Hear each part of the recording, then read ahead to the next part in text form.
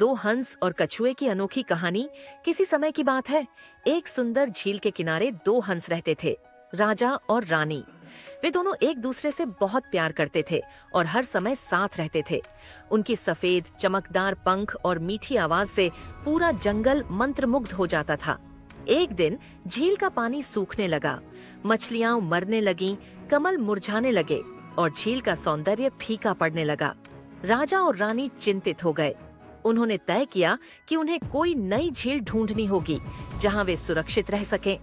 राजा और रानी अपने पुराने मित्र एक बुद्धिमान कछुए के पास गए। कछुआ बहुत समझदार था। उसने कहा, मैं पास की ही एक झील के बारे में जानता हूँ जहाँ हमेशा पानी भरा रहता है, लेकिन वहाँ तक पहुँचना लंबा सफर होगा। राजा और रानी उड़ सकते थे, लेकिन कछुआ नहीं। उन्हें चिंता थी कि कछुआ कैसे वहाँ तक जाएगा।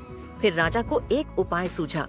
उसने एक मजबूत लकड़ी लाई और कहा, हम दोनों इस लकड़ी को अपने चोंच से पकड़ेंगे और कछुआ बीच में इसे अपने मुंह से पकड़ेगा। हम उड़कर उसे नई झील तक ले जाएंगे। कछुआ मान गया, लेकिन राजा ने एक चेतावनी दी।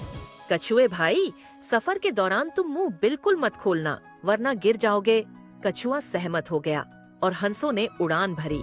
जैसे ही वे गांव के ऊपर पहुंचे, लोगों ने आकाश में उड़ते हुए कछुए को देखकर आश्चर्य से शोर मचाना शुरू कर दिया। देखो देखो, उड़ता हुआ कछुआ। कछुआ इतना खुश हुआ कि खुद को रोक नहीं पाया और बोला, हाँ, मैं उड़ रहा हूँ। लेकिन जैसे ही उसने मुंह खोला, वह लकड़ी से छूट गया और तेजी से नीचे गिरने लगा।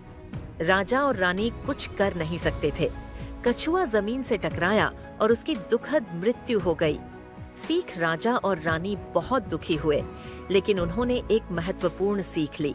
घमंड और जल्दबाजी कभी-कभी विनाश का कारण बन जाती है।